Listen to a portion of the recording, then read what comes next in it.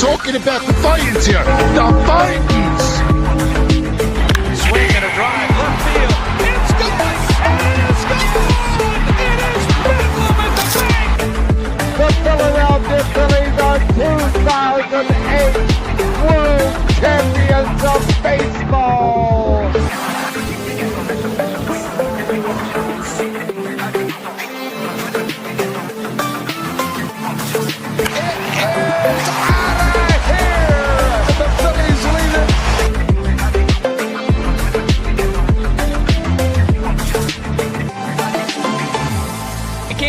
Podcast right here. You already know. Go fucking subscribe. You are now listening to the 302 Birds Phillies postgame show with KJ McCoy, Ballpark Tommy, Dalt, and Fratty. Proudly powered by TickPick. Check out the link in the bio for $10 off your first order today. Let's take it to the show. What is going on? Oops, sorry. No, you're good. What is going on, ladies and gentlemen? Welcome on in to the Phillies post-game show, and this is going to be potentially one of the greatest Phillies post-game shows I've ever done, because the Phillies absolutely annihilate, and annihilate, I don't think is even a good word to put it. They annihilate the New York Mets to the tune of 15 runs. 15 runs. Whenever you need a laugher, the Mets, they quench your thirst. They quench your thirst. They dry your tears. And it is a beautiful thing. So, guys, what a win. What a win. Dalt, Frosty, we'll start with you, dude. Man, as a raging alcoholic, I'm kidding. But as someone that was really trying to keep myself toned in tonight, keep myself satisfied not to go out and really hone in, I needed the Phils to give me that distraction. And boy, did they deliver, because I was on the edge of my seat the entire game. And some people think blowouts are boring. A blowout is never boring when your team is winning. Harper going for the cycle, my favorite player in all of baseball. That is a feeling that no beer will ever give you. And Kyle Schwarber with 3 ding-dongs. I mean, what is going on? It's got to be one of the best dynamic duo outings in baseball to ever happen. I mean, that's absolutely ridiculous. I could go on and on. Disclaimer, I'm not actually an alcoholic. That was a joke. Got to make sure that's out there on the record. Jesse, I think you're muted. Yeah. Yep. This couldn't have happened to a better franchise. Talk to me for a second, guys, about how beautiful this is to shut up the Mets fans, because a lot of people expected the Mets to actually be good this year. I don't think I did, but oh my God, they've been awful this year. This is beautiful, ain't it? It's really good to see a team with this high of a payroll just not perform whatsoever. I mean, Juan Soto had a good game last game against the Phillies. We had a day break in between, but Juan Soto is a baller. He didn't really perform to the best of his ability today, and he's making $700 million. So I'm never going to complain about throwing away money like that on a guy like that. But that's a topic for another time. Today, the Phillies everything went right, honestly, and it feels really good to do it against the Mets. Something about the Mets just puts fire into the Phillies, and I'm just glad they gave Sanchez run support, because that hasn't always happened. And Schwarber alone would have beaten the Mets, but I'm glad to get 15 runs. It's really good to see everybody just go off like that. Somebody who really impressed me, Justin Crawford. I think we'll get back to him a little bit later, but he had such a good game under the radar, obviously overshadowed by Bryce and Schwarber, but got to shout out my guy when it's due. Yeah, well, let's talk about real fast, Kyle Schwarber. The 3 home run game, 2 in the same flipping inning. 450 in the same inning. 2 shots to the second deck.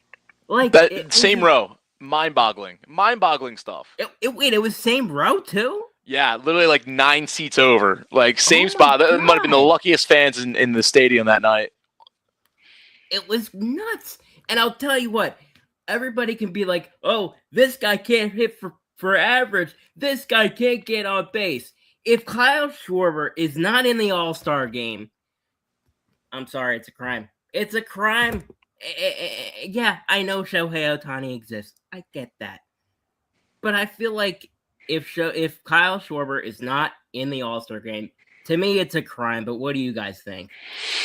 I mean, so I'll be the first to say that going into this past offseason, I was actually I don't know if it was a majority or minority or whatever, but I was someone that was a little hesitant to sign Schwarber for as long as they did, for how much they did, simply because I felt that last year was his only real, like, holy crap, look at this guy, like, it's unbelievable, MVP caliber year. And, sometimes with baseball, you have those fluky years where you look like, the next big thing, and then next thing you know, you teeter out. Kyle Schwarber this year is proving that every cent that they are paying him is worth it. And at the end of the day, right, who cares if he's not getting on base when he's touching all four every other at bat? He doesn't need to hit singles and doubles. He just keep doing his thing. He gets his walk average is high, takes a lot of walks, and he's knocking it out of the park, leading all of baseball in home runs. I mean, I'm glad I was wrong. I'm honestly on the other side of the coin. I was stressing that they weren't going to bring back Schwarber. I thought it would have been a monumental mistake if they didn't bring back Schwarber, because the way that he plays is sustainable for a guy who is you're paying for 5 more years. I mean, I didn't want them to pay him for 5 more years. I think what he got was solid. He got what, 3? I thought it was 5. Oh, did he get 5? Okay. I believe he got 5. So then I'm fine with that, because he hits the ball out of the park. It's not like a speed thing. Like with Trey, you sign him till he's 40. He's not going to be as fast as he was when he's 30. Schwarber's still going to have that strength. He's going to be able to hit it out of the park. I really like signing a guy with that kind of play style who's just going to smack the ball as far as he possibly can every other at bat. Like you said, Frosty, 3 ding-dongs today.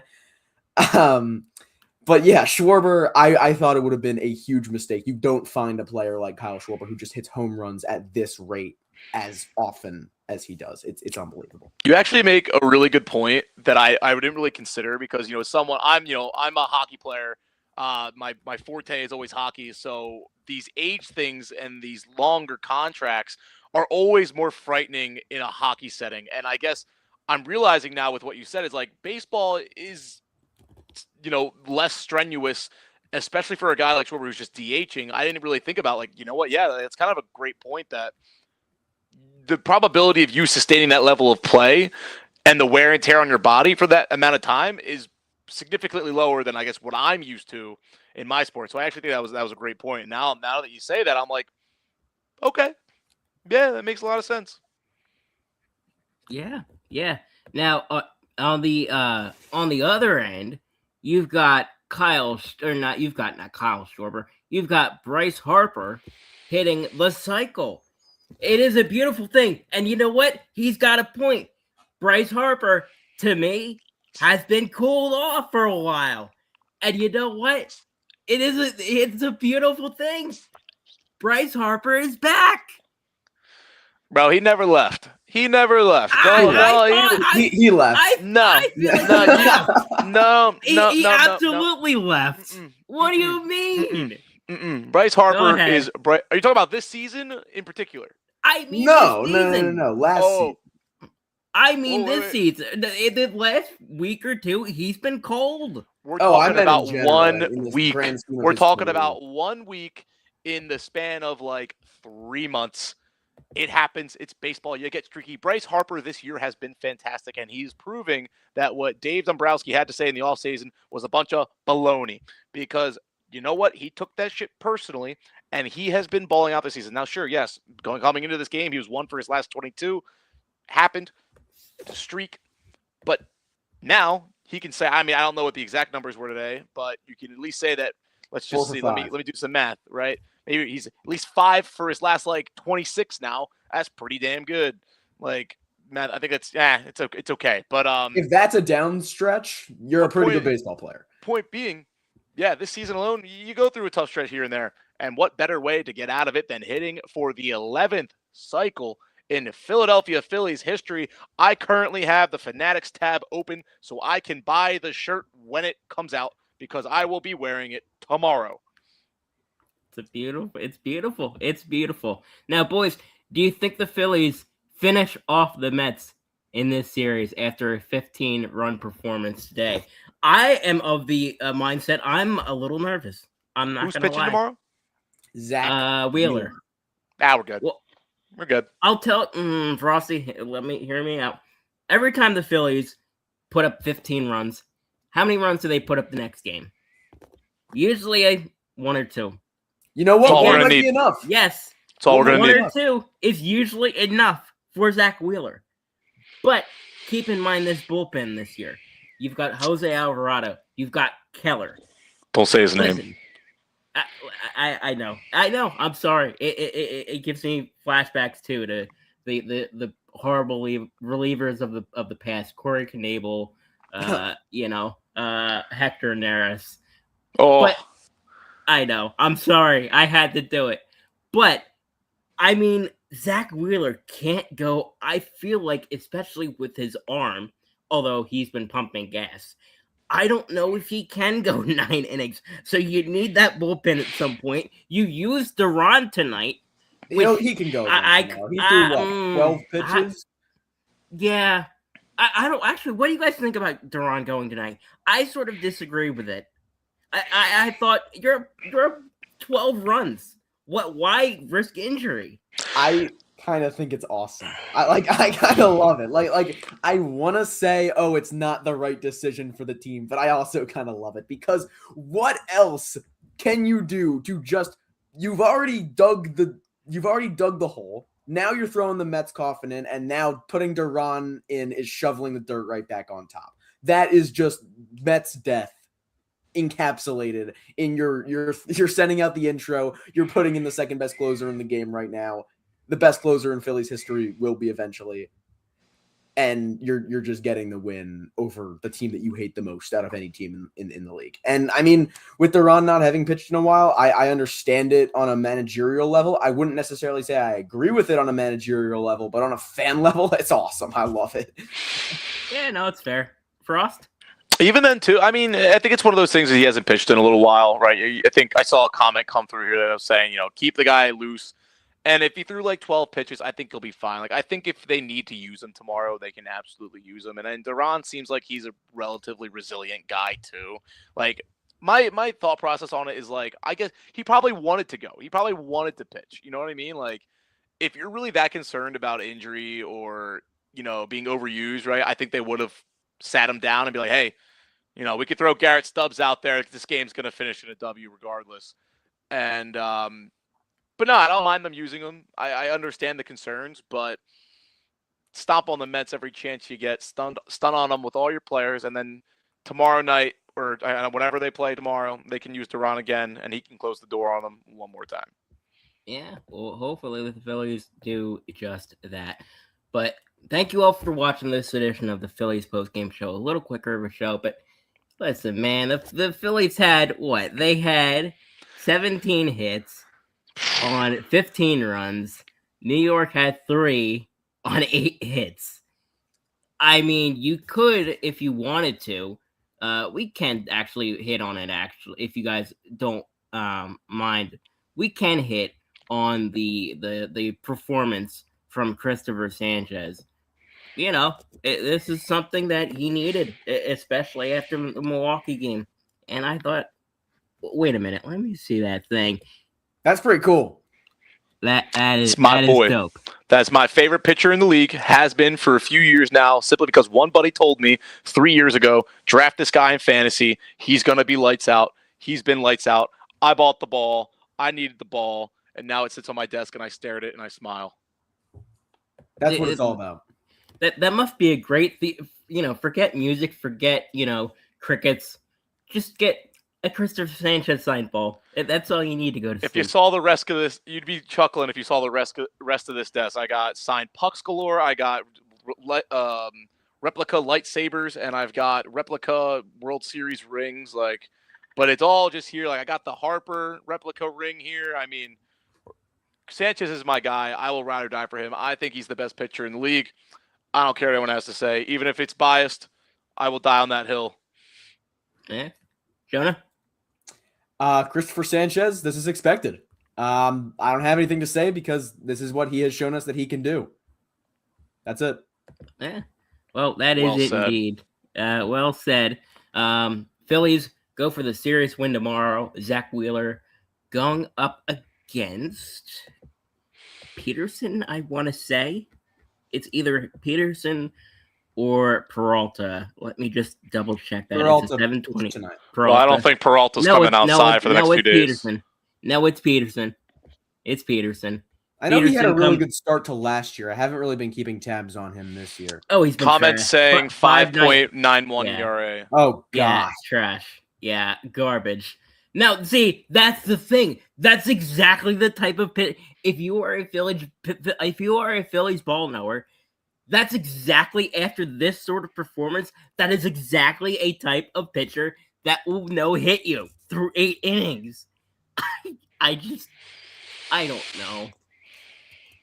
This team's a confusing one.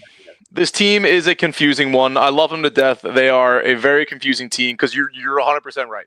You're 100% right in saying all that because it's like it's just what you come to expect with. I mean, honestly, not even just the Phillies, just Philadelphia sports in general. You put up however many runs on your side, and then the next day it's like the night before didn't happen. Hey, So who knows what this team can be all about? It's a really bizarre squad right now, I feel. Kind of on the point of being confusing. Who hits cycles more than the Phillies? We had Harper today, Wes Wilson, and then JT a couple years back. I can't think of a team that hits that many cycles. And it's weird because this team isn't necessarily fast, and the guys who are fast aren't the ones who are hitting the cycles. So, I don't know. Something in the air at Citizens Bank Park, right? Dude, I thought for a second they were going to screw Harper. I thought they were going to call it an error or something. Or like a fielder's choice or something like that. where Yeah, you got the extra bro. base. Yeah, and you know the league hates Harper. But you know, I don't think the because league hates Harper. oh, come on, dude. I don't you think they remember- hate him. I think they play into it. Like I think they treat him like a villain. Yeah, I think those are He's two the different villain, things. yeah. Do you remember young Harper when he was Yeah, he was fighting the golden Papillon boy, and too. He was the villain, dude. He was chucking helmets, throwing hands. I'm just waiting for him to do that now at the ripe age of like 33. Bro, why don't him and Acuna just go at it? Like that is something I would absolutely pay to see. I don't know. Maybe Acuna Scrolling would fanatics get- looking for the shirt. If anyone Bro. knows when the shirt comes out, you gotta hit up your boy Frosty because he needs the shirt. Yeah, real quick. I feel like people that are watching this know your face, know where to find you. But where can people find you? Everybody, it's Frosty from Philly on Instagram and TikTok. We do a lot of Philadelphia sports content, all Philadelphia sports, even some niche stuff.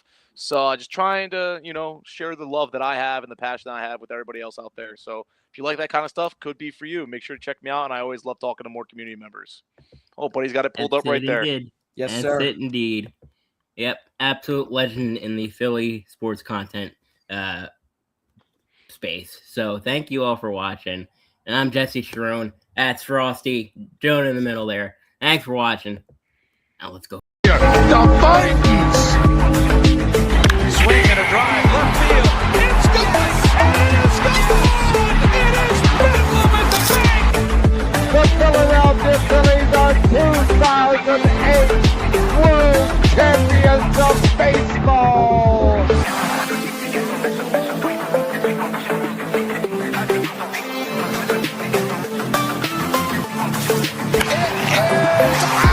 The Phillies lead it.